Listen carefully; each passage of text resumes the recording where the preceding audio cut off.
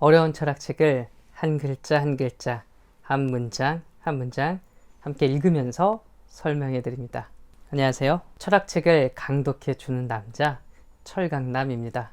지난 시간 우리는 칸트가 선언적 통과 그리고 범주가 바로 우리의 모든 경험을 가능하게 하기 위한 선천적인 객관적인 타당성을 갖는다라고 이야기를 했는데요. 이어서 무슨 내용들이 더 나오고 있는지 같이 함께 읽으면서 알아가 보도록 하지요.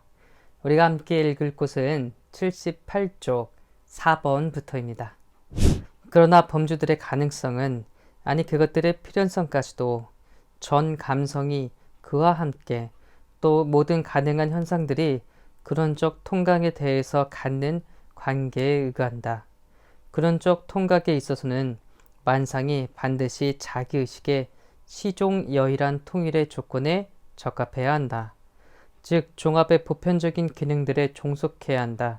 여기서 종합이란 개념에 따른 종합이요, 이런 종합에 있어서만 통각은 자기의 시종여일한 필연적인 동일성을 선천적으로 증명할 수 있다.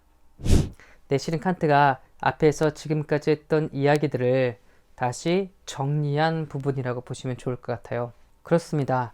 먼저 나라고 하는 존재가 있어야, 나라고 하는 의식이 있어야 우리는 이때부터 경험이 생기고 알미 생기고 인식이 생긴다고 칸트는 이야기를 하고 있어요. 그리고 범주는 우리의 근원적 나라고 할 수 있는, 근원적인 하나의 의식이라고 할 수 있는 저 선엄적 통가에 붙어서 모든 것을 경험하기 위한 일종의 틀로 작용한다고 말을 하고 있어요. 왜 그렇죠? 애초에 우리의 모든 경험은 종합함으로써 어떤 대상을 경험하고 있는데요. 이 종합하는 것들은 우리가 대상을 직접적으로 그 있는 정보를 그대로 받아들이는 게 아니고요. 바로 우리 심성에 맺힌 어떤 표상을 가지고, 어떤 정보를 가지고 종합하기 때문이라고 이야기를 하고 있네요. 종합이란 그런 점에서 바로 이런 개념에 따른 종합, 개념들의 종합이라고 칸트는 이야기를 하고 있어요. 자, 처음부터 끝까지 언제나 동일한 이 하나의 의식 때문에, 이 시종여일한 선언적 통각 때문에 우리의 형식도 언제나 동일하고 우리가 매번 인식하는 그 개념도 동일하다라고 칸트가 이야기를 하고 있네요. 이래서 원인 개념은 개념에 따른 종합임에 틀림이 없다. 선천적 규칙을 가져서 현상들을 자기 아래 종속시키는 종합적 통일이 없으면 지각들의 다양에 있어서의 의식에 시종일관된 보편적인, 따라서 필연적인 통일은 없을 것이다. 그때에는 지각들은 아무런 학적 경험에도 귀속하지 않을 것이요, 그러므로 하나의 객관, 대상성이 없으며 표상들의 맹목적인 유희임에 틀림없을 것이다. 즉 지각들은 꿈보다도 더 못한 것일 것이다. 칸트는 이야기하고 있습니다.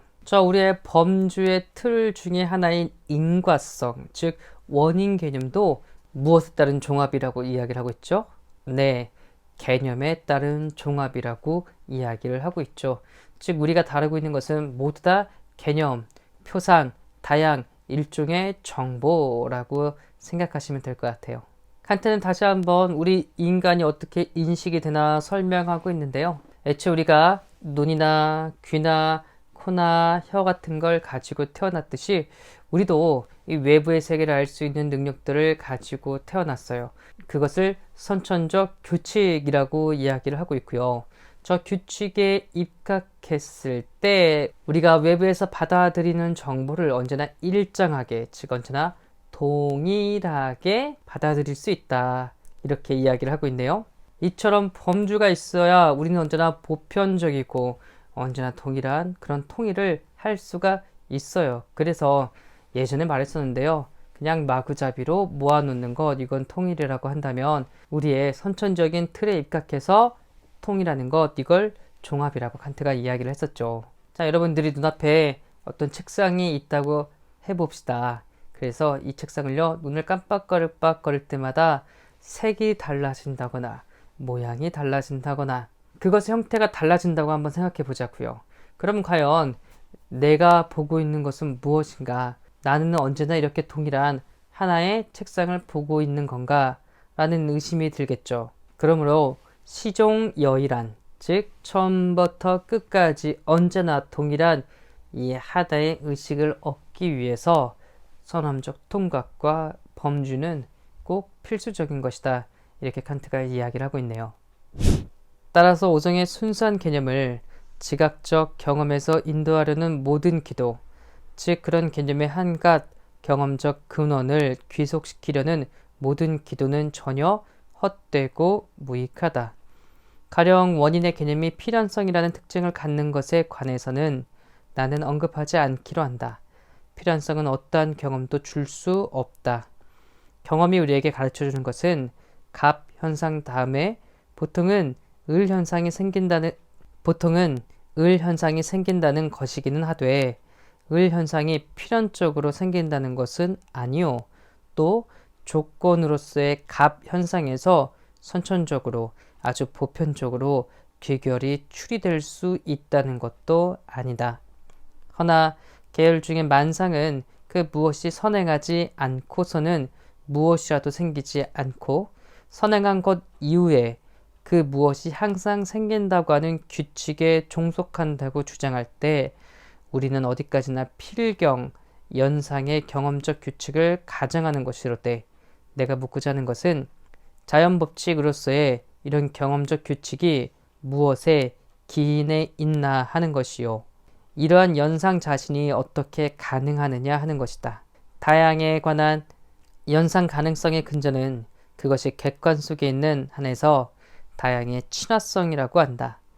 이에 내가 묻고자 하는 것은 어떻게 해서 여러분은 현상들의 전반적 친화성을 이해하느냐 하는 것이다. 칸트는 이야기하고 있어요. 이 오성의 순수한 개념, 즉 범주를 경험에서 발견하겠다? 이건 도대체 가당치 않다고 이야기합니다. 우리의 경험들은 우리의 선천적인 어떤 능력을 증명해내고 그것의 근거가 되는 경험을 가지고 있지 않아요. 소유하고 있지 않아요. 그러면 선천적인 능력은 어떤 것인가 라고 말했을 때 칸트는 바로 규칙과 같은 것이다. 이렇게밖에 이해하고 말할 수밖에 없다고 해요. 예를 들어 우리의 경험은요. 갑 다음에 을이 생겼다는 것밖에 몰라요. 봄이 오니까 꽃이 피었다는 것밖에 모릅니다. 왜 우리는 매번 봄 다음에 꽃이 피었다 이렇게 말하는가? 그런 법칙과 규칙은 어디에서 나오는가? 경험이 말해주는 것이 아니라고 이야기를 하고 있어요. 경험은 봄 다음에 꽃이 피었다. 갑 다음에 을이라는 현상이 나타나는 것밖에 말해줄 수 없고요. 그저 우리의 사유가 대상을 받아들일 때 대상에 대해서 연결해주고 생각해줄 때 언제나 인과관계에 비추어서 갑 다음에 을이라고 봄이 온 다음에 꽃이 피었다고 이렇게 알려주는 거라고 칸트는 말하고 있어요. 우리가 무엇인가를 연상한다고 봅시다. 예를 들어 볼게요. 우리는 동그라미 하나에서 바퀴를 떠올릴 수도 있고요. 동그란 접시를 떠올릴 수도 있고요. 그리고 지구본을 떠올릴 수도 있어요. 이렇게 갑이라는 현상 다음에 을이라는 다른 것들을 연상할 수 있다고 하죠. 그런데 칸트는 궁금해합니다. 왜 우리는 무언가를 연상할 때 그와 비슷한 것, 유사한 것들을 연상할까요? 이렇게 유사한 것들을 생각해 되는 걸 친화성이라고 말하는데요. 결국에 이 친화성이라는 것도 우리의 생각의 틀, 사유의 틀, 범주의 틀에서 발견되는 건데요. 그것이 무엇인지는 다음 시간에 계속 이어서 여러분들에게 함께 읽으며 설명해 드리도록 하겠습니다. 오늘 또 긴 시간 이 어려운 책을 저와 함께 읽느라고 너무너무 수고하셨습니다. 감사합니다.